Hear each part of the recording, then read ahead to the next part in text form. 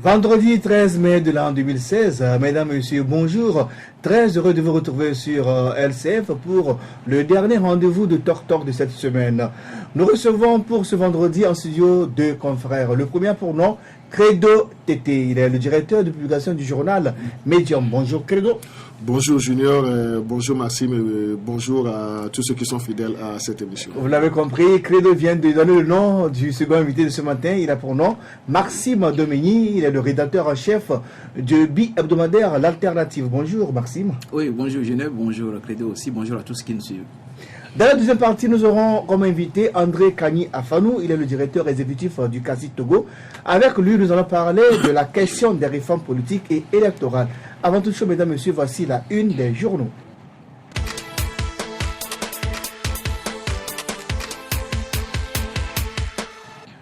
Retour en studio, voici la une des journaux de ce vendredi 13 mai 2016. Nous commençons par le quotidien privé Liberté. Liberté qui titre à sa une « Décentralisation, élections locales ». Fort Gnassingbé opte pour le forcing. Les tests envoyés à l'Assemblée nationale vers le même sort que les présidentielles et les législatives. Création de nouvelles préfectures, les propositions d'amendement de l'ANC que le gouvernement et les députés unis rejettent. Travaux publics et lutte contre la corruption, Fort Gnassingbé manque de courage et déplace les problèmes. Deuxième journal dans les kiosques aujourd'hui, l'Alternative. Trafic d'influence et méthode de voyous. Le ministre Cécénou Fiatouo tente de démembrer le domaine du CGCB au profit d'un de ses anciens clients. Le gouvernement Selom Klassou, un repère d'individus indélicats. Toujours à la une de l'Alternative, nous avons torture et assassinat. Michoye Kosivi Vidien 1. Un chef tyran noir de Nita Akumapé jouit de l'impunité. Scandale à la salte. Akrima Kogoe viré. Malik Nachaba, nouveau directeur général. Troisième journal dans lequel ce matin, le Libéral. Le Libéral titre à sa une centre de formation aux métiers d'industrie. Ces programmes de formation en adéquation avec le marché de l'emploi. Syndicalisme au gré des intérêts, quand la coordinatrice de la SCT Nadou Lawson cautionne les dérives du DG de la Caisse de retraite du Togo et qualifie d'exagérées les revendications du personnel.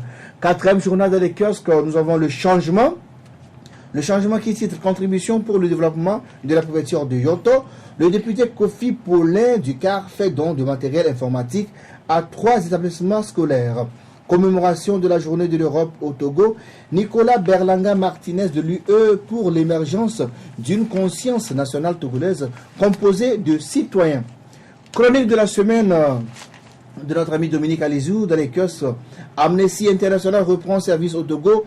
Encore un rapport truffé de mensonges et de contre-vérités. La législation sur le mariage homosexuel, une exigence de l'ONG. Sixième journal avec nous ce matin, le correcteur. Nouveau scandale de la minorité pilleuse à l'Union togolaise de banque. Maître Tchao Chalim, accablé par un prêt sans caution de 1,180 milliards de francs CFA en complicité avec le DG Iou Atiogwe. Libération de Senou et annulation des inculpations pour défaut de preuves dans l'affaire des incendies des marchés face à l'incompréhensible maintien des autres détenus. La consécration de l'arbitraire et du grand complot contre la lutte démocratique. Toujours dans les kiosques, nous avons Flambeau des démocrates de l'EU Lawson.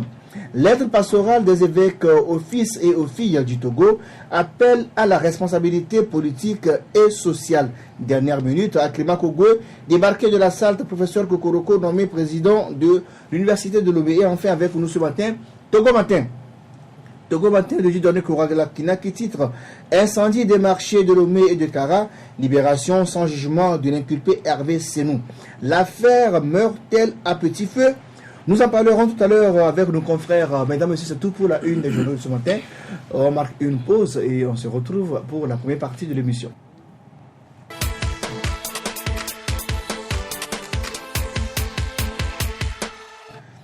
Retour en studio avec nos confrères Maxime Domigny et Credo Tété. Rebonjour chers confrères. Bonjour. Le premier sujet, c'est l'affaire des incendies des marchés de Lomé et de Kara. L'information est donnée mardi dernier par le confrère Zeus Aziadouvo, directeur du quotidien privé Liberté.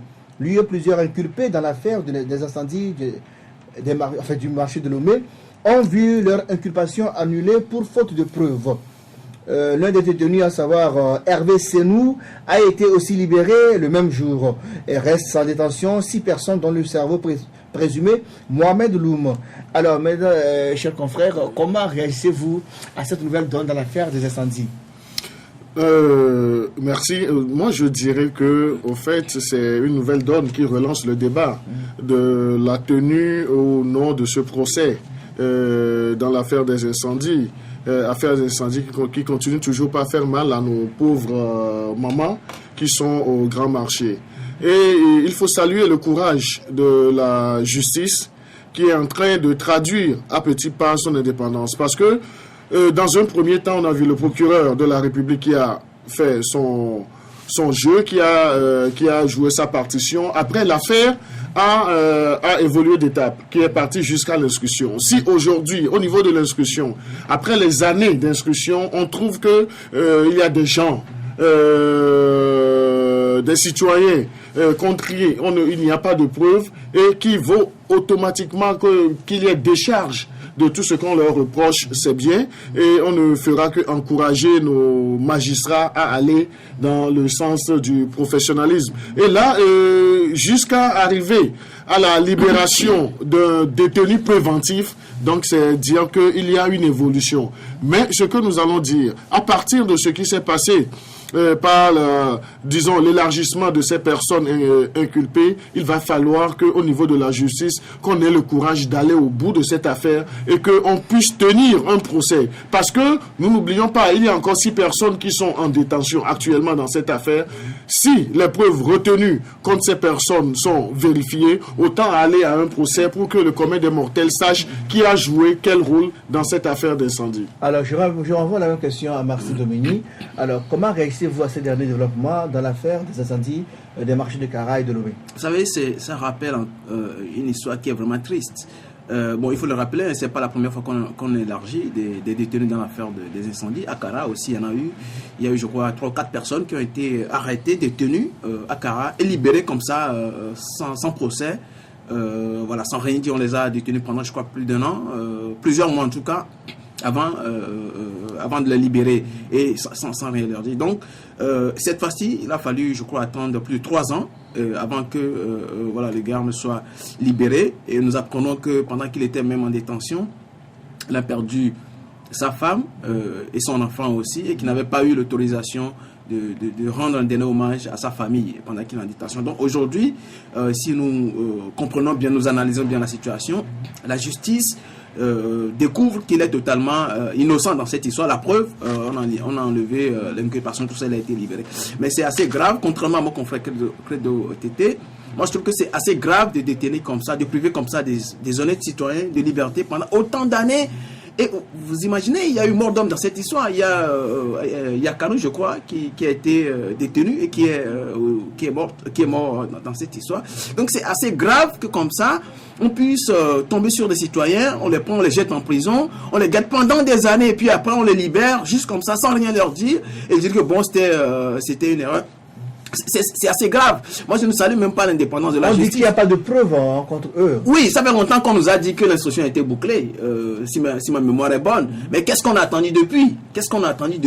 Et voilà. Et là, on a l'impression qu'on est en train d'abandonner les charges contre tous les détenus. Et finalement, où sont les auteurs de cet incendie? Non, on dit que les 6 qui restent en prison iront aux assises. Et bon, on verra qui sont les vrais auteurs. Peut-être. Espérons. Je rappelle que dès le lendemain, je crois que ça doit être le lendemain, le surlendemain de cette affaire, le ministre de la Sécurité nous a présenté des gens et nous a fait une démonstration. Ça veut dire qu'ils étaient pratiquement sûrs, dès, je crois, 24 ou les 48 premières heures après l'incendie, que c'est telle personne qui était impliquée dans l'histoire. Aujourd'hui, où sont ces personnes? Aujourd'hui, comment ça s'est fait que depuis 3 ou 4 ans, plus de 3 ans maintenant, c'est maintenant qu'on découvre que certaines personnes sont innocentes dans cette histoire et qu'on les libère comme ça. Je trouve que c'est assez grave. Et au Togo, on prend l'habitude de prendre comme ça les citoyens, de les jeter en prison, de les priver de liberté, juste parce qu'ils ne pensent pas la même chose, que peut-être certaines personnes. Ce qui est grave dans l'histoire, à mon avis, ce n'est pas tant les agissements certaines personnes du pouvoir, parce que vous savez, ce pouvoir nous a habitués à des crimes des plus horribles. En 2005, plus de 500 personnes ont été zigouillées comme ça froidement.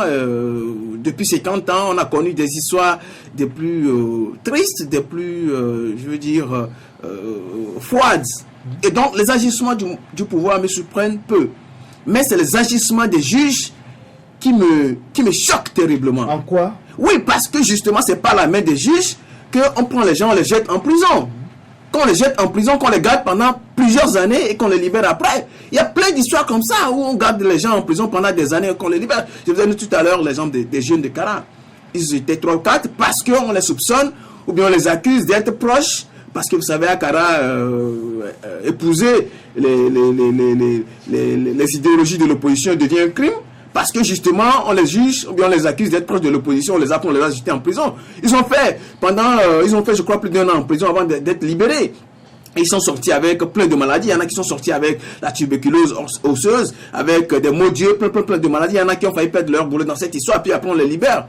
Et ceux qui les ont arrêtés savent pertinemment qu'ils étaient innocents, que c'est des innocents qu'ils étaient en train de jeter en prison. Et donc, c'est tellement grave qu'au Togo, le juge ne fasse pas preuve d'indépendance vis-à-vis des pressions politiques. Vous savez, au Bénin par exemple, les juges, ils ont refusé de faire le jeu de Yahi Boni. Quand Yahi Boni avait voulu... dans l'affaire Patrice Talon, un peu partout. Au Burkina, les juges, ils ont fait preuve quand le pouvoir politique prend des décisions, les juges, le syndicat des juges prend position.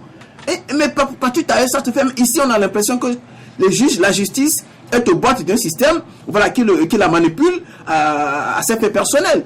Et les évêques, la dernière fois, ils sont revenus là-dessus, ils ont demandé une réforme profonde, ils ont utilisé le terme profonde de notre système judiciaire. Le représentant de l'Union européenne, Berlanga Martinez, lundi dernier, il a encore évoqué la question de la justice au Togo. Ça veut dire que nous ne sommes pas les seuls à regretter que notre justice soit dans cet état. Donc c'est leur position qui est assez grave, parce qu'aujourd'hui, on a l'impression que notre justice est devenue, une manette, ou bien un objet dans les mains de certains individus qui utilisent ça pour brimer les citoyens. C'est assez grave. Et je rappelle pour finir que en posant les actes, il faut que les gens puissent se rappeler que demain ces appels peuvent les rattraper, parce qu'au Burkina, vous savez, il y a un magistrat qui, après la révolution, a été pris dans un gouvernement. Et après, la population a dû la récuser. Parce qu'on a estimé que pendant qu'il était juge, il avait posé des actes compromettants. Et donc, il a été limogé après. Il a dû démissionner du gouvernement. Donc, en posant les actes, il faut que nos juges puissent être conscients de cette situation que, en dehors d'eux, il y aura une justice après. Même s'il n'y a pas de justice sur terre, il y a, pour nous qui sommes croyants, il y a une justice naturelle. Voilà. Je reviens à Credo. Excuse-moi, vraiment, on a vu que Maxime a monopolisé la parole pendant 2-3 minutes. Alors, Credo, est-ce que, vu ce qui se passe, on ne risque pas de faire cette affaire par perte des profits? Non, je ne dirais pas que cette affaire va aller par perte de profit, parce que nous avons dit depuis le début de cette affaire, quand on nous avait parlé de l'étape des enquêtes préliminaires qui a conduit même le dossier au niveau du parquet et plus tard au niveau du cabinet d'instruction, nous avons toujours réclamé qu'on ait des procès, que ceux qui sont concernés, qu'on aille à un procès pour situer les responsabilités. Donc là, moi, je persiste, je dis qu'il y a un début d'indépendance, parce qu'il ne faut pas à tout moment noircir le débat ou bien noircir le travail qui se fait. Aujourd'hui, on accuserait ces juges d'être totalement dépendants du système politique ou bien inféodés au système politique, si après tant d'années d'instruction, 3 années d'instruction, 4 ans. 3 ou bien nous sommes dans les 4 ans, dans les 4 années d'instruction, ils n'ont pas eu ce courage-là de dire que contre tel, ce qu'on leur reprochait n'existe pas. Mais c'est trop facile quand même de tenir les gens pendant 4 ans, de les libérer pour matin, non, rentrer chez vous. Non. Là, nous sommes dans une procédure judiciaire. Nous sommes dans une procédure judiciaire. Et l'instruction, ce n'est pas canalisé qu'une instruction doit prendre 1 semaine, 2 semaines, autre là. C'est à l'appréciation du juge. Et le juge d'instruction, lorsque l'affaire arrive au cabinet d'instruction, le juge d'instruction prend son temps. Donc le temps peut être minimal, le temps peut être aussi maximal. Mais là, avec cet acquis qu'on a aujourd'hui, qui démontre que cette justice n'est plus totalement inféodé, comme il y a 50 ans à un système politique, parce qu'il faut le dire, je ne sais pas si c'est le doyen d'instruction qui a pris cette décision, je ne sais pas lequel des magistrats, mais il faut saluer tout d'abord ce courage-là, parce que la justice serait toujours dépendante là, que même reconnaissant les vices de procédure ou bien les torts qui sont reprochés à la procédure judiciaire, on aurait continué toujours pas garder ces personnes. Maintenant, il y a une autre question à se poser. Maintenant que ces personnes ont fait les 3 années, disons les 4 ans de détention, de façon griffe, abusivement, mais qu'est-ce qu'on peut faire pour réparer ce qu'ils ont subi comme préjudice? C'est ça. Du dédommagement des détenus. Du dédommagement des détenus, l'action peut être au niveau de l'autorité judiciaire qui peut recommander, mais l'action doit provenir de ces personnes qui se sont senties vraiment brimées. Privés de leur liberté. Porter plainte. Non, ces personnes peuvent porter plainte contre l'État togolais et demander à ce qu'il y ait réparation. Donc là, moi je dirais, s'ils vont dans ce sens-là, donc on saura aussi apprécier de la bonne foi de cette justice-là. Mais toujours est-il, aujourd'hui, avec cet élargissement de ce détenu et puis la levée des inculpations qui pesaient sur d'autres citoyens togolais, c'est déjà un pas. Maintenant, l'autre pas qu'on attend de l'autorité judiciaire, c'est que ces personnes qui sont gardées en détention aujourd'hui, qu'on puisse rapidement, comme tu le disais, aller à un procès et situer les responsabilités. Et s'il advenait que parmi les 6 là, il y a des gens, il y a certains qui ne se reprochent rien et qui sont, les faits sont leur bonne foi, c'est vraiment avéré, c'est prouvé, je crois qu'on va inviter la justice à également faire un procès équitable. Alors, oui, deux mots. Moi, j'ai juste envie de dire que ce n'est pas parce qu'on a libéré quelqu'un que c'est un acte qui marque l'indépendance de notre justice. Parce que ça aussi, ça peut être, ça peut provenir de quelque part. La décision de la libération de cette personne peut provenir de quelque part. En fait, notre justice ne peut pas aller au gré des humeurs d'un individu ou de certaines personnes. Il faut que nos juges, nos magistrats fassent preuve d'une certaine indépendance et ça se sent. Lorsque votre justice est indépendante, ça se sent. On parle de réparation du tort. Il y a quand même comment on répare un tort, par exemple, comme celui-là. Quelqu'un qui a perdu sa vie dans cette affaire. Comment est-ce qu'on répare un tort comme ça? C'est assez grave. On ne demande pas à nos juges de faire des efforts, on leur demande d'être indépendants. Point. Voilà. Donc il faut que nos juges apprennent à être indépendants. Parce que vous savez, quand cette affaire a commencé, on nous a décrit, je l'ai dit tout à l'heure, nous avons été tous témoins de ça, on nous a décrit le mode opératoire 2 ou 3 jours après l'incendie. On nous a décrit, ça veut dire qu'on a un minimum d'éléments qui peuvent indiquer... Mais c'est pas la justice qui a eu à donner ça, c'était le ministre de l'État. Personne n'a obligé le ministre à venir faire cette sortie, à demander... à venir faire cette sortie. De toute façon, c'est un membre du gouvernement qui a fait la sortie. Tout ça a été mis sur les médias d'État. Et donc, voilà, on ne peut pas aujourd'hui dire que c'est le ministre qui a fait, donc c'est pas la justice. Voilà, donc, le ministre n'était pas obligé, rien ne l'obligeait à faire cette sortie. Mais de toute façon, si le ministre avait les éléments, ça veut dire que la justice aussi a pu avoir ces éléments à temps. Comment ça s'est fait qu'on a attendu autant d'années et qu'il y ait mort d'homme avant qu'on élargisse certaines personnes? Vous savez, donc c'est assez grave. Et comme je l'ai dit à Kara, bon, jusqu'ici on parle des incendies de Lomé. À Kara, on a libéré tous ceux qui étaient accusés dans l'affaire de Kara. Et où sont les auteurs de l'incendie de Kara finalement? Bon, on attend le procès pour le savoir peut-être. Espérons qu'on va le savoir. Alors, les victimes aussi réclament justice et réclament être dommagées. Alors, c'est quand on va essayer de régler leur cas? Les femmes du Grand Marché. Oui, vous savez. Qui ont perdu tout dans ces incendies. Vous savez, et les femmes de Kara aussi. Oui, il n'y a pas que les femmes du marché qui ont perdu dans cette affaire. Nous tous, nous avons perdu dans cette affaire. Parce que, vous savez, dans les grands marchés, on a soit une femme, soit une maman, soit une tante, soit une connaissance. Et si on n'a personne au grand marché, au moins on va faire des emplettes. Tout le monde sait aujourd'hui que depuis cette affaire d'incendie, que les affaires ont chuté au grand marché. Tout le monde sait que nos femmes sont dépourvues d'activité maintenant. Il y a beaucoup de personnes qui ont fait des crises. Celles qui sont vivantes, sont cantonnées dans quelques mètres, dans des hangars de quelques mètres. Dans des conteneurs de quelques mètres. Et rien ne marche au marché. Donc c'est une situation vraiment déplorable. Maintenant, il ne suffit pas, comme on l'a fait, de leur dire, bon, alors on vous trouve un autre endroit, on vous donne telle chose pour pouvoir relancer. La preuve, les actes que le gouvernement a posés jusqu'ici, ces actes-là sont révélés limités.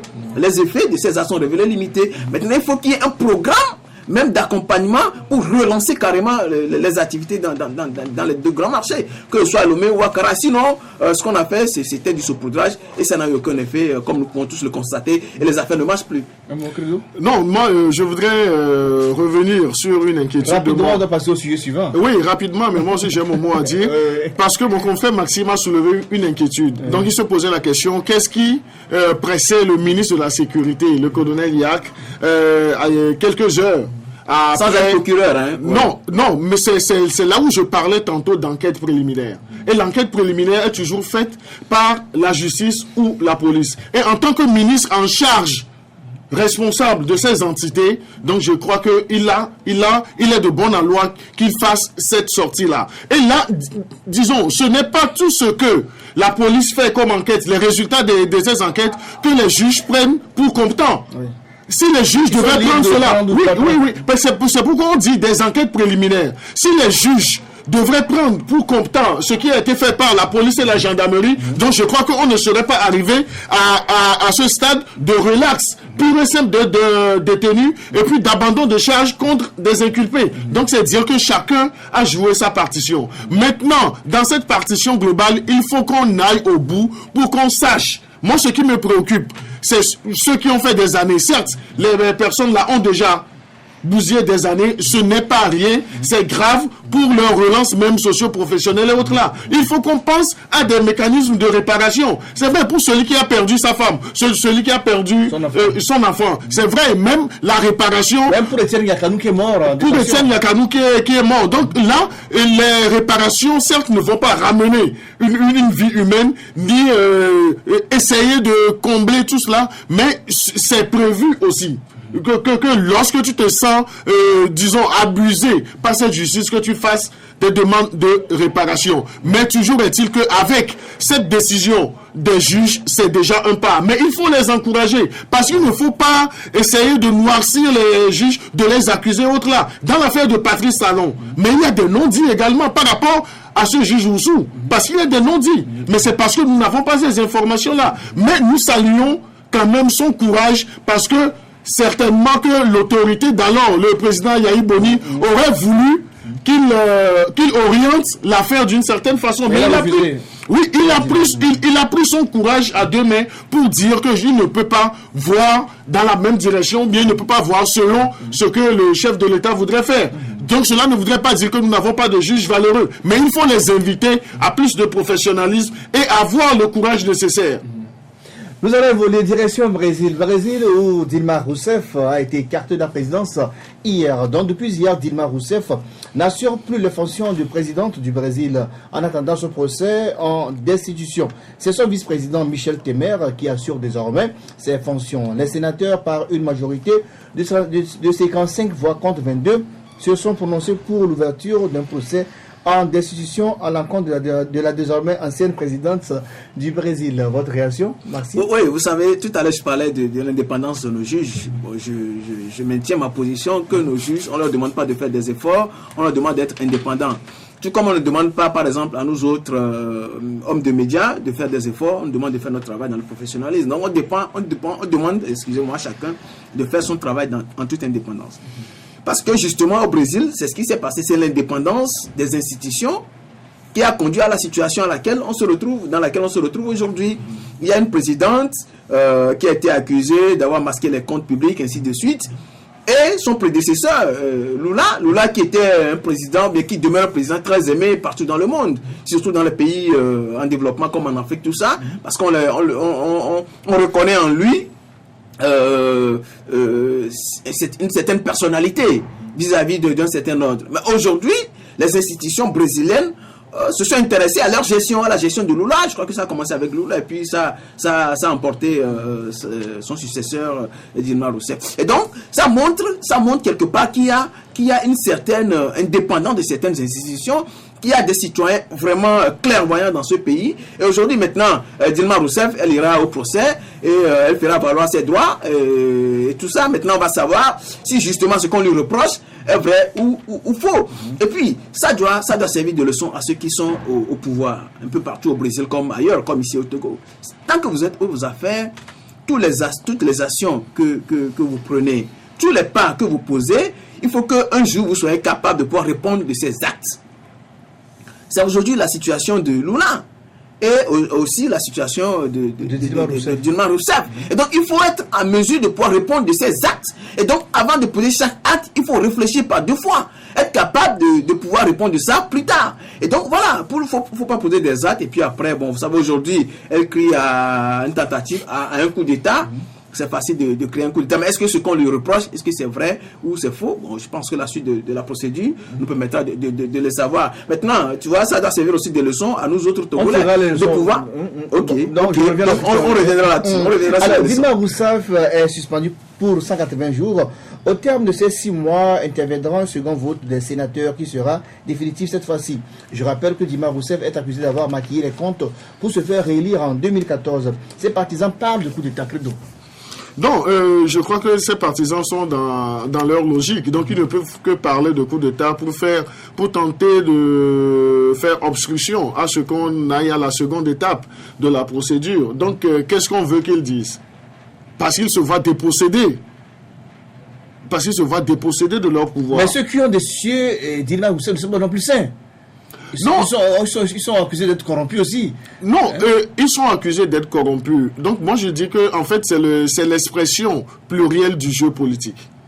C'est l'expression plurielle du jeu politique. Parce qu'au début, on a eu comme l'impression que les gens s'étaient acharnés contre Dilma Rousseff.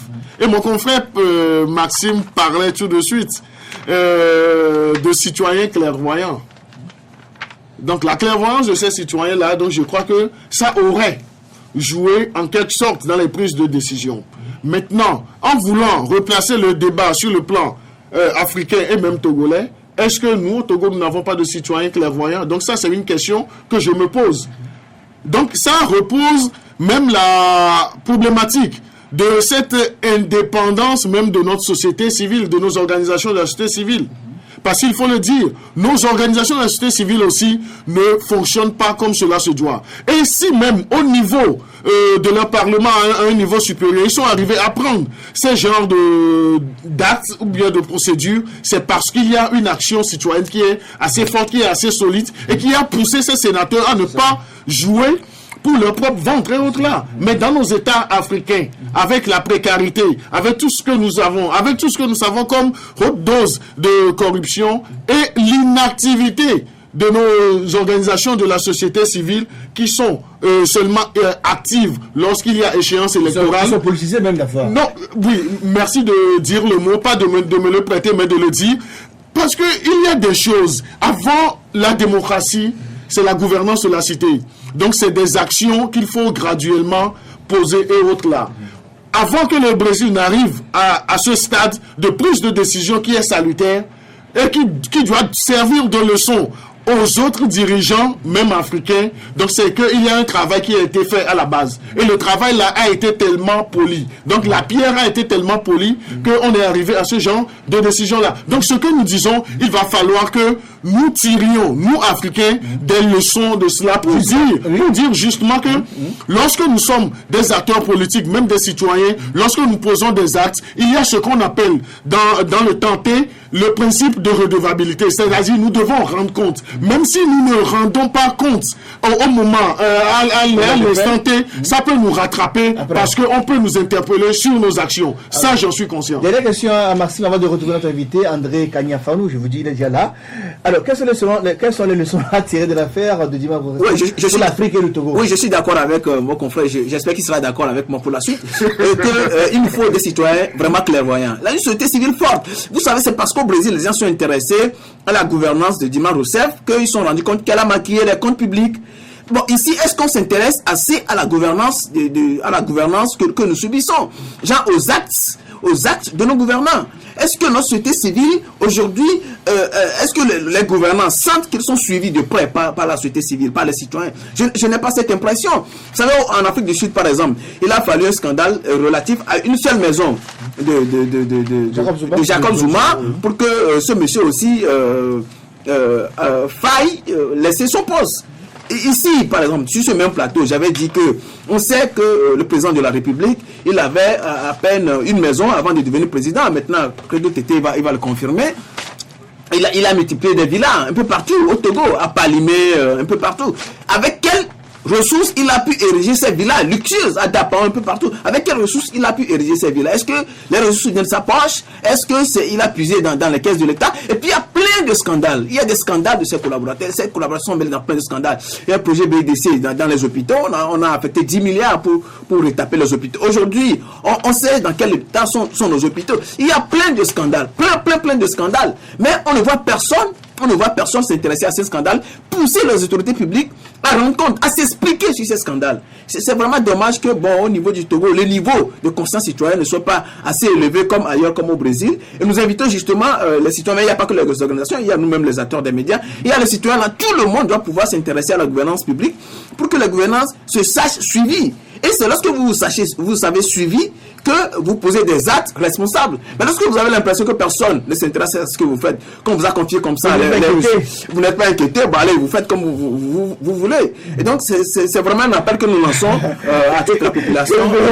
Non, si, juste 30 secondes, parce que mon confrère m'a interpellé, mais je suis pas d'accord avec votre position. Non, c'est vrai que tu as été d'accord avec moi sur un point de développement, mais tu m'as interpellé aussi pour confirmer ce que tu as fait comme enquête et autres là. Donc je dis, si Maxime sait aujourd'hui, après des enquêtes, que le chef de l'État, Faure Gnassingbé, a des villas partout sur toute l'étendue, donc je vais le convier à poursuivre ses investigations pour savoir réellement ce qui se passe. Est-ce que c'est avec les propres sous du chef de l'État qui a pu et j'invite que ce qui est directeur national à mener les mêmes investigations. Derrière la pause, nous allons retrouver notre invité, André Kani Afanou, le directeur exécutif du CACIT Togo.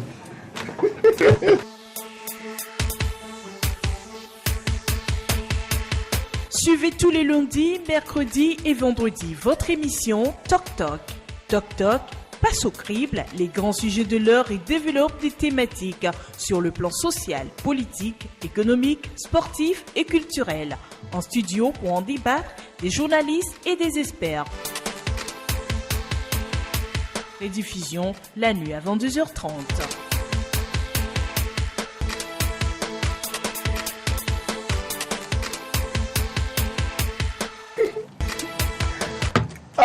Retour en studio avec notre invité, je vous rappelle son nom, il a pour nom André Kani Afanou, le directeur exécutif du CACIT Togo. Bonjour André. Bonjour Junior, bonjour Credo, bonjour Maxime. Je suis plutôt content de vous retrouver tous. Ok. Alors, vous êtes le directeur exécutif du CACIT Togo, je le disais, mais avant toute chose, je vais vous demander de réagir brièvement sur le dernier rapport d'Amnesty International sur le Togo. On vous a évité pour parler des réformes politiques, mais d'abord un mot sur le dernier rapport d'Amnesty International sur le Togo. Non, je pense que ce rapport d'Amnesty, plus bien d'autres, il faut rappeler que précédemment le département d'État aussi a fait un rapport effectivement parlant du Togo. Amnesty International ces derniers temps est beaucoup actif pour rappeler un peu à l'État togolais ses obligations, justement à déplorer aussi les événements qu'il y a à Mango. Je pense que de façon générale, malheureusement, on a dans notre pays des gouvernants qui donnent l'impression que le chien envoie la caravane passer. Il y a un certain nombre d'alarmes qui sont signalés, un certain nombre de points préoccupants sur lesquels les gens reviennent, que ce soit vous, les médias, nous de la société civile, les organisations nationales et internationales, mais on n'a pas l'impression que notre gouvernement est vraiment à l'écoute, et je pense que c'est dommage. Alors, on va parler du sujet pour lequel vous êtes ici, c'est la question des réformes politiques. Ça fait bientôt 10 ans que l'accord politique global a été signé, mais toujours pas de réforme politique. À qui la faute? À qui la faute? Je pense que c'est une grande question que vous soulevez là. S'il fallait parler en termes de responsabilité, moi je pense que la responsabilité elle est collective. C'est-à-dire qu'au fond, c'est trop facile de dire que la faute relève du chef de l'État. Maintenant, s'il faut essayer de voir dans la panoplie des personnalités et des institutions qui peuvent être responsables de cet état de choses, moi je vois déjà à 75% quand même le chef de l'État qui a pris ce certain nombre d'engagements depuis 2005, depuis son arrivée au pouvoir, il a pris des engagements. Donc, je veux bien être compris. À 75%, je pense que c'est la responsabilité du chef de l'État. J'ai pris soin, avant de venir à votre émission, de compiler un certain nombre de discours que le chef de l'État a fait, dans lesquels il s'engageait de façon ferme à faire ces réformes-là. L'accord RPT-UFC, on s'en souvient, avait même annoncé un chronogramme de 6 mois. Oui. Ça n'a pas été fait. Donc, je pense que clairement, il n'y a pas une volonté affichée de la part du chef de l'État lui-même de donner une impulsion claire à ces réformes-là. Maintenant, une fois qu'on a dit ça, il faut que chacun de nous se questionne. Au niveau des partis politiques de l'opposition, de mon point de vue, il y a eu des opportunités qui n'ont pas été saisies. Laquelle, par exemple? Ben, écoutez, à la veille de la présidentielle, il y avait une opportunité claire. La question, c'était de savoir, est-ce que, sur le principe, les gens pouvaient laisser tomber le discours qui consistait à dire que le chef d'État n'avait pas la possibilité de se présenter à la présidentielle de 2005. Un certain nombre d'acteurs, de 2015, pardon, un certain nombre d'acteurs, dont moi-même, nous avions dit que le débat sur la possibilité pour Faure Gnassingbé de se présenter ou non, c'était un faux débat. Il pouvait se présenter pour peu que les règles de l'élection soient claires. Mais malheureusement, et là, je voudrais pointer la responsabilité d'autres acteurs, la société civile, même la presse. D'autres acteurs ont cru bon de dire que nous étions vendus simplement. Et là, je suis, j'avoue, très content de retrouver mon cher ami Maxime sur cette question. Parce que dans un certain nombre de débats qui ont été faits, y compris sur les réseaux sociaux, j'ai eu l'impression que lui, son journal et bien d'autres, dont je respecte la position, étaient de ceux qui, parce que nous disions simplement qu'il fallait être pragmatique pour aller aux réformes, étaient de ceux qui n'hésitaient pas à donner l'impression que déjà étaient vendus. Et moi, j'ai lu, par exemple, sur les réseaux sociaux, un commentaire qui m'a fait mal, mais je me dis, c'est le pays. Des gens n'arrivent pas à faire la part des choses. Pour comprendre que dans la lutte qui est en train d'être menée dans ce pays, il faut à un moment donné voir de façon objective quels sont ceux qui, même si à certains niveaux on peut avoir des divergences, luttent profondément pour l'alternance. Et moi, je me suis retrouvé accusé dans cette affaire-là, ça m'a fait mal. Mais au-delà de ça, j'estime que le chef de l'État est responsable à 75%, l'opposition politique est responsable, je dirais à 15%, la société civile et les médias, parce que nous n'avons jamais été capables de mener des stratégies communes pour avancer. Parce que nous avons passé du temps à dire qui est vrai démocrate, qui ne l'est pas, qui est vendu, qui ne l'est pas. Et bien nous nous sommes tirés des pieds dans les pattes, et en face, le gouvernement il est à l'aise, et Faure Gnassingbé apparemment, malheureusement, n'a jamais démontrer de façon ferme la volonté. Ses partisans même disent qu'il n'a aucun intérêt à le faire, ce que je ne pense pas. Maxime? Oui, juste, bon, parce que interpellé par André, juste dire que par exemple, lorsqu'on prend des engagements depuis plusieurs années et plusieurs fois, à plusieurs occasions, on prend des engagements fermes, on n'attend pas que quelqu'un vienne vous servir un discours qui vous accompagne, qui vous autorise un troisième mandat avant de tenir ses promesses. C'est un engagement qu'on a pris et devant tout le monde. Cet engagement même vous a permis de faire 2 mandats et ce n'est pas à la fin de 2 mandats que vous dites... La question. Oui, juste parce que j'ai été interpellé sur la question. Donc, on fait partie de ceux qui croient, de ceux qui pensent que lorsqu'on prend des engagements, on les respecte. On ne prend pas comme alibi que l'autre a dit je ne ferai pas un troisième mandat pour ne pas le respecter. Maintenant, ma question à André Afano, un grand ami à moi d'ailleurs. Alors, aujourd'hui que la situation est ainsi faite, quelle est par exemple, ou bien quelles sont les possibilités que la société civile au Togo, quelles sont les possibilités dont dispose la société civile au Togo pour faire avancer les choses, parce que aussi il ne faut pas que on reste dans une position à accuser l'autre. Aujourd'hui la question est là, il n'y a pas de réforme politique et ça fait 11 ans qu'on court derrière ces réformes politiques. Qu'est-ce que par exemple son organisation, le CACIT, est prête à faire pour pouvoir voir ces réformes se réaliser? Alors, merci. Moi je suis par nature optimiste, parce que Dieu nous a fait la grâce de nous donner la vie. Et s'il nous donne la vie, c'est parce que chaque jour, nous pouvons ajouter quelque chose de bien à ce que nous avons fait hier. Et donc, à partir de ça, je pense qu'effectivement, nous avons la possibilité, et d'ailleurs, à la question de savoir qu'est-ce que nous avons fait, nous avons lancé, nous en parlons depuis un certain nombre de mois, nous avons lancé l'initiative Baromètre pour le contrôle citoyen de l'action publique. Cette initiative prend appui sur quelque chose qui a été fait en France. Moi, j'ai eu la chance d'aller en France, de rencontrer des journalistes du journal Le Monde, qui ont initié un site internet qui s'appelle louisprésident.fr. J'ai fait une mission au Burkina, j'ai pris attache avec les gens qui initient le périmètre. Et c'est un certain nombre de stratégies qui consistent simplement à mettre clairement les engagements du chef de l'État sur la table et à intervalles réguliers à l'interpeller. Vous nous avez promis qu'à 14h on serait à Palimé, mais la réalité c'est qu'à 13h30 on n'a même pas encore quitté Lomé. Et donc forcément, l'allure qu'on est en train de prendre n'est pas la bonne. Et donc, à travers cette initiative Baromètre, dans le cadre de laquelle nous avons eu le privilège de rencontrer le Premier ministre, à qui nous avons présenté l'initiative, donc nous avons annoncé que désormais, dans ce pays-là, il y a des citoyens qui sont prêts à suivre clairement, j'allais dire mot par mot, mois après mois, la mise en œuvre effective des engagements. Et donc, je pense que ça tranche avec ce qui se passait avant. clairement le gouvernement à travers le chef du gouvernement. Nous avons eu le privilège jusqu'à ce jour d'être reçus par un certain nombre de ministres dans différents cabinets. Et j'ai personnellement... Ça donne quoi? Ce que ça donne, c'est que nous sommes en train de voir effectivement au niveau des engagements pris par le chef d'État jusqu'à aujourd'hui. Qu'est-ce qui est fait? Qu'est-ce qui ne l'est pas? Notre rapport sortira bientôt. Mais j'insiste sur le fait que ce n'est pas un travail que nous sommes en train de faire seulement parce que nous, CACIT ou nous, Initiative Baromètre, nous en avons l'expertise. C'est un travail citoyen que nous sommes en train de faire. Donc toute personne qui a des compétences et qui veut effectivement montrer pour une fois, vous parliez quand j'étais pas là, du Brésil, vous parliez de la conscience citoyenne, on a parlé de l'Afrique du Sud. Donc je pense que tout citoyen qui a des compétences et qui veut montrer à Port et Simon Nyasingbe qu'en réalité, lorsqu'il a été élu, c'est pour gérer la res publique à notre place et qu'il doit nous rendre des comptes. J'invite ces personnes-là à continuer par nous contacter. Les gens le font déjà. Nous avons, et c'est important de le dire, nous avons rencontré des gens du gouvernement, le premier. J'ai rencontré personnellement le leader de l'opposition avec qui j'ai eu un entretien de 2 heures de temps, à qui nous avons présenté l'initiative là. Donc c'est vraiment vous dire que dans les semaines à venir, dans les mois à venir et dans les années à venir, le chef de l'État n'aura plus devant lui des citoyens où il fait ou il ne fait pas, mais il aura un groupe organisé qui lui montrera à intervalles réguliers que ne pas mettre en œuvre ses engagements est une défaillance de sa part. Donc cette question, évidemment, sur la question des réformes, est applicable aussi. Nous allons compiler, je l'ai dit tout à l'heure, j'ai une compilation d'un certain nombre de discours que le chef de l'État a fait, dans lesquels il s'engageait de façon ferme à faire les réformes. Donc nous, notre travail consiste à les lui rappeler.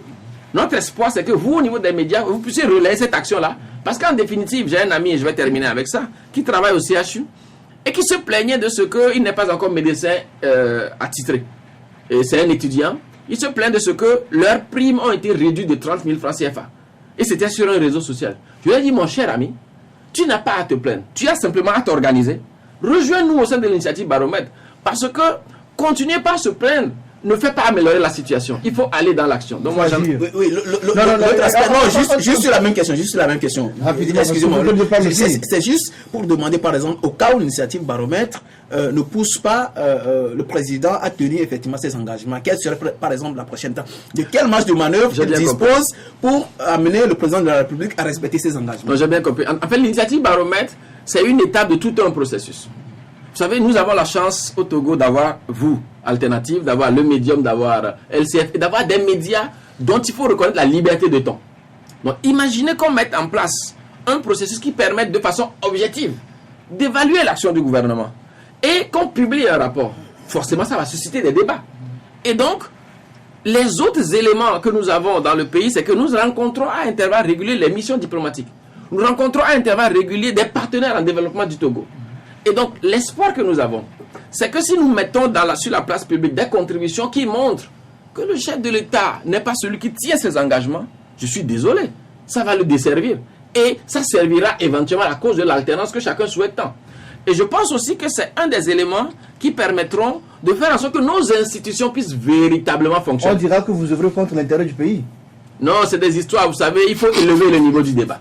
Moi, j'estime que quand on est un intellectuel, et surtout quand on a un certain niveau, même si on est au gouvernement, lorsque les gens vous critiquent, l'argument le plus facile, c'est de dire qu'ils œuvrent contre l'intérêt du pays. Nelson Mandela, il faut s'en souvenir, lorsque prévalait le système de l'apartheid en Afrique du Sud, avait fait campagne pour que justement des sanctions soient prises contre son pays. Et même notre pays, au niveau international, lorsqu'il y a des coups d'État par exemple dans certains pays, notre pays participe effectivement à l'instauration de sanctions contre ces pays-là. Donc ça veut dire que lorsque vous faites quelque chose qui est bien, c'est bien. Lorsque ce n'est pas bon, et qu'on vous le dit, comme c'est actuellement le cas pour le chef de l'État. Moi j'estime que lorsque le chef de l'État nous parle de mandat social, c'est de la distraction. Ce dont les Togolais ont besoin aujourd'hui, ce n'est pas d'un mandat social. Au niveau structurel, notre pays a de sérieux problèmes. Les institutions, désolé, ne sont pas indépendantes. La justice n'est pas indépendante. La Cour constitutionnelle n'est pas indépendante. La HAC, elle n'est pas indépendante. Et je peux continuer la liste. Donc vous direz le contraire. C'est bien qu'il m'appuie parlant de la justice. Non, c'est-à-dire que, vous savez, lorsque quelque chose est bon, je suivais hier sur une radio un des responsables du programme Provonat qui disait que voilà, le programme de volontariat. C'est devenu une agence maintenant. Voilà, merci beaucoup. Mais il disait que d'autres pays, les gens viennent pour apprendre les bonnes pratiques en matière de volontariat. Dans ce domaine-là, à l'international, personne ne peut dire que le Togo n'est pas un bon exemple. Mais lorsque vous sortez régulièrement, vous savez qu'en matière de gouvernance, en matière de gestion de la res publica, en matière de compte rendu du chef de l'État et d'interaction avec les citoyens, le chef de l'État togolais n'est pas un bon exemple. Et le Togo n'est pas un bon exemple lorsqu'on organise des élections, ça c'est connu. Nous pouvons nous-mêmes nous distraire en donnant l'impression que les choses vont bien chez nous. Mais dehors, les gens savent que ça ne va pas bien dans ce domaine-là. Dans d'autres domaines, ça va. D'ailleurs, c'est criminel de ne pas reconnaître que nos institutions ne sont pas indépendantes. Parce que nous sommes en train de tuer à petit feu l'énergie que les jeunes Togolais ont pour contribuer à la gouvernance dans ce pays. Dans beaucoup d'institutions, je vais encore terminer avec ça, le processus de nomination au sein de ces institutions-là n'obéit pas aux critères de compétence. Ça obéit plutôt aux critères de militantisme. L'un des derniers exemples, je ne donnerai aucun nom. C'est un peu lorsque la HAC a été reconstituée, on a vu un peu, lorsque vous voyez les candidats, il y a un certain nombre de noms de personnalités quand même qui auraient pu, en termes de technicité, en termes de maîtrise, je n'ai rien contre ceux qui ont été élus. Mais il y a des gens dont l'expérience parle un peu plus que certaines personnes qui ont été élues. Donc ça veut dire que dans notre pays, on a comme l'impression à ce jour que tant que les réformes structurelles ne sont pas faites, ces réformes structurelles-là, s'il vous plaît, ont été recommandées par la Commission Vérité et Réconciliation, plus de 4 milliards de francs CFA. Après une autre occasion ratée, c'est lorsque le chef de l'État nous a dit, à travers le ministre Noubouko, nous allons lancer un projet Vision Togo 2030. On y a cru, moi-même j'y ai cru, j'y ai travaillé. Oui, mais aujourd'hui, c'est une initiative qui est tombée dans l'eau. Ça veut dire qu'au fond... Le projet est mort ? De mon point de vue, en tout cas, nous avons eu le privilège de travailler à ce projet à un moment donné, mais on nous a dit que c'est au niveau du ministère du Plan. Mais vous savez comment ça se passe dans ce pays. Et de façon générale, l'impression qu'on a, c'est que le chef de l'État, après 2005, savait qu'effectivement en matière de droits de l'homme et à d'autres niveaux, il y avait des problèmes. Donc, il a pris des engagements. Entre 2010 et 2015, il a plutôt travaillé à anéantir un peu les forces d'opposition. Et donc, on a comme l'impression que maintenant, ils veulent s'installer. Or, au Togo, aujourd'hui, à l'échelle de l'Afrique de l'Ouest, nous ne sommes pas un bon exemple en matière de limitation de mandat, en matière d'indépendance dans l'organisation des élections au niveau des institutions. Il faut forcément que le Togo avance. Et le chef de l'État lui-même, il a intérêt, son parti y a intérêt. Lorsque au Burkina Faso, Blaise Compaoré était là, on avait l'impression que seul Blaise Compaoré pouvait gouverner ce pays. Aujourd'hui, en 2020, le président Faure Gnassingbé doit donner l'occasion à d'autres membres de son parti d'aspirer à gérer ce pays. Ne pas le faire, c'est, à mon avis, une façon de fermer le jeu politique. Ils vous diront que le mandat n'est pas limité et qu'il peut se présenter autant de fois qu'il veut. Non, c'était limité au départ. Bon, voilà. Aujourd'hui, voyez-vous, dans notre pays, il y a un réel risque d'implosion totale si les vrais problèmes ne sont pas résolus. Il y a beaucoup de voix qui se lèvent en permanence. La dernière sortie avec celle des évêques montre clairement avec des mots qui ne font l'ombre d'aucun doute que le débat sur les réformes est un débat qui doit être mené. Et moi, je ne comprends pas pourquoi le chef de l'État ne montre pas la voie. Et lorsque vous conduisez un véhicule... Que faire concrètement? Dites-moi, dans le cas des réformes, il doit faire quoi? Mais de façon concrète, le chef de l'État d'abord annonce à travers un conseil des ministres que la fameuse commission qu'il a annoncée depuis le discours de l'année dernière, pas cette année, que la fameuse commission est effectivement mise sur pied. Et cette fameuse commission doit être composée de personnalités dont la crédibilité, l'indépendance et l'objectivité doivent être reconnues.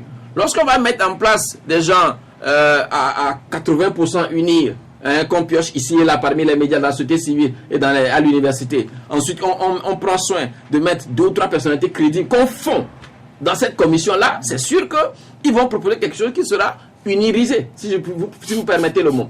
Donc aujourd'hui, ce que le chef de l'État a le devoir de mettre, c'est quelque chose qui montre qu'il a pris conscience de sa responsabilité devant l'histoire. Donc, après un conseil des ministres, il annonce que la commission est composée, on fait une proposition de loi et, de façon inclusive, un débat national est lancé sur différents domaines de la vie de notre pays.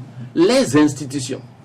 Dans un pays comme les États-Unis, lorsque vous voulez être nommé, par exemple, président de la Fed, la Banque fédérale, vous passez devant une commission de l'Assemblée nationale, vous êtes interrogé sur votre parcours, vous êtes interrogé sur vos convictions. Comment voulons-nous désormais que les responsables de nos institutions soient nommés? Il faut que ces débats nationaux-là soient faits. Et qu'à l'issue de ce débat, à l'issue de cette proposition de loi, que l'Assemblée nationale puisse adopter enfin un texte qui, au besoin, pourrait être soumis à un référendum. Lorsque le président Patrice Talon est arrivé, il a dit « je ferai les réformes ». Et aussitôt, il a mis en place une commission à cet effet. Donc, je pense que le chef de l'État doit prendre ses responsabilités et montrer clairement qu'il sent que ses compatriotes ont un malaise. Il y a un malaise réel dans différents secteurs.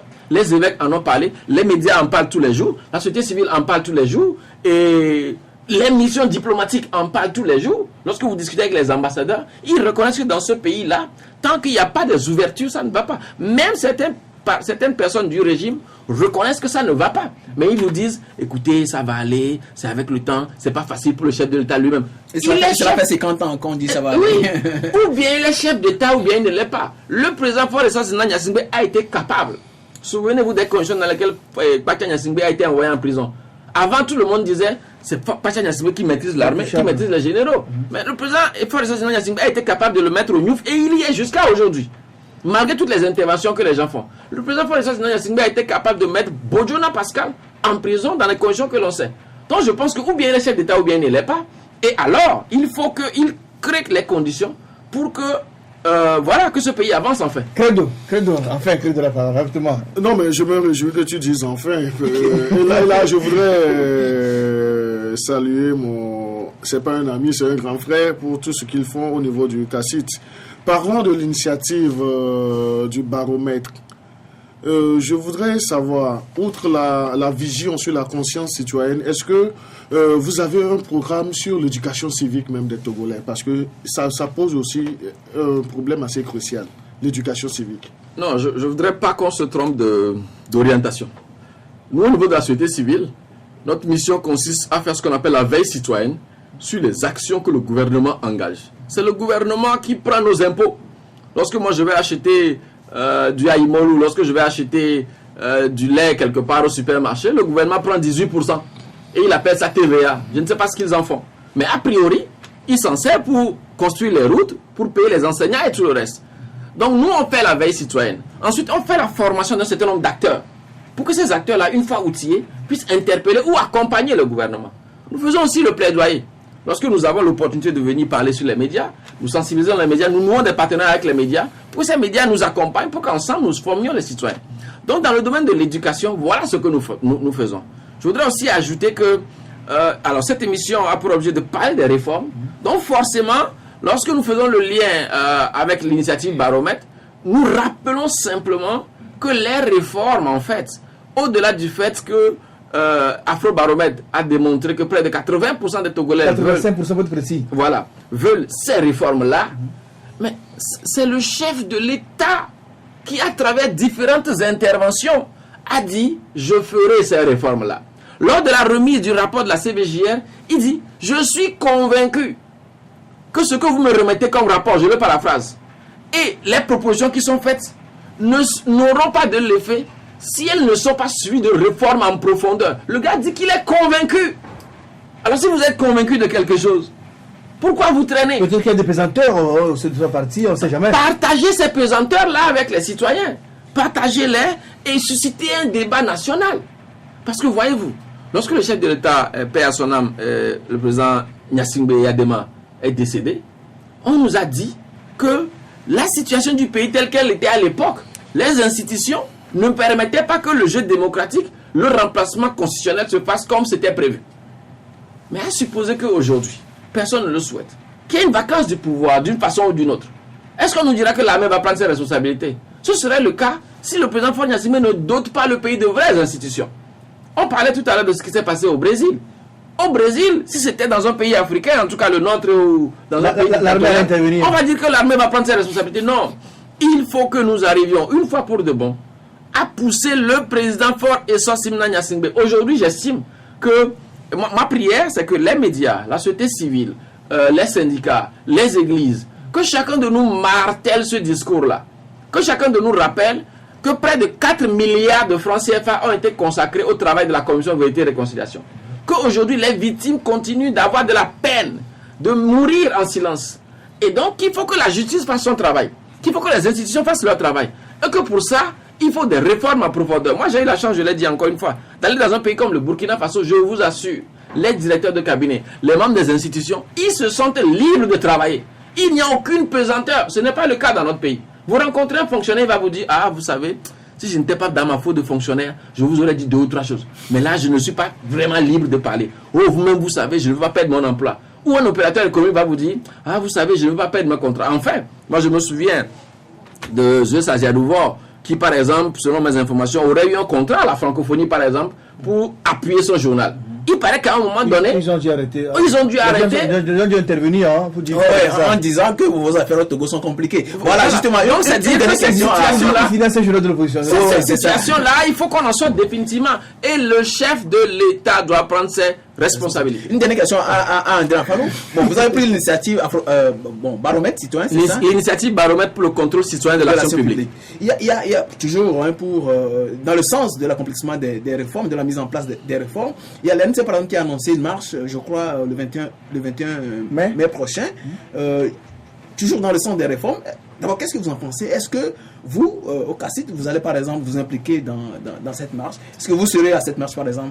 Et qu'est-ce que vous en pensez? Je disais en tant que j'ai eu le privilège de rencontrer le leader de l'opposition et effectivement à cette occasion, on a parlé des réformes. Et il m'a annoncé que l'ANC prendrait cette initiative-là. Je pense que c'est une très bonne chose. L'ANC, en tant que principal parti de l'opposition, ce que moi je ne contesterai jamais, doit effectivement montrer la voie. Et parmi les suggestions que je me suis permis de faire, c'est que en amont, que le leader de l'opposition prenne des contacts pour mettre à l'aise ses autres collègues de l'opposition. Vous savez, quand vous êtes le grand frère dans la maison, et que c'est vous qui avez la chance d'avoir un véhicule à 4 roues, et que les autres n'ont qu'une moto lorsqu'il pleut, c'est vous qui devez leur dire non, ne vous en faites pas, venez, je vais vous déposer. Vous les mettez à l'aise. Donc moi j'ai suggéré humblement que cela soit fait. Je ne sais pas si c'est fait dans le cas d'Express. En ce qui nous concerne au niveau de la société civile, je dois vous dire que compte tenu de notre passé, nous au CACIT, on se méfie lorsqu'il faut s'associer ouvertement aux initiatives des partis politiques de l'opposition. Moi j'étais parmi ceux qui en 2012 n'ont jamais voulu adhérer au CST. Je n'ai pas participé à une réunion, je n'ai pas participé aux actions parce que j'estimais que notre travail ne consistait pas à faire un mariage objectif avec l'opposition. Par contre, au niveau de nos prises de position, il faut savoir lire entre les lignes. Moi, j'ai toujours été partisan de l'alternance. J'ai toujours été partisan, effectivement, de voir ce régime qui est là depuis 50 ans partir. Mais pour ça, on n'est pas obligé de se lancer dans une marche. L'ANC fera sa marche. La semaine suivante, nous écrirons peut-être une lettre ouverte au chef de l'État. Les syndicats feront autre chose. Et c'est comme ça que ça va marcher. Parce que si tout ce... Dommage, c'est dommage. Le temps pas, autant suspend ton vol. Mesdames, messieurs, c'est très dommage, mais on a dû s'arrêter ici parce que là, on a un peu débordé. Merci André Afano d'être venu. On espère vous retrouver pour d'autres occasions également. C'est toujours un plaisir. Merci à Maxime Domini, merci à Credo TD. Mesdames et messieurs, merci de nous avoir suivis. On se retrouve lundi prochain pour un nouveau numéro. Lundi c'est férié, mais nous serons là au rendez-vous. Portez-vous bien à la rediffusion, c'est à 22h30 sur LCF et City FM. Merci à nos amis de la diaspora qui nous suivent sur le www.lcftogo.com. Allez, portez-vous bien, bon week-end.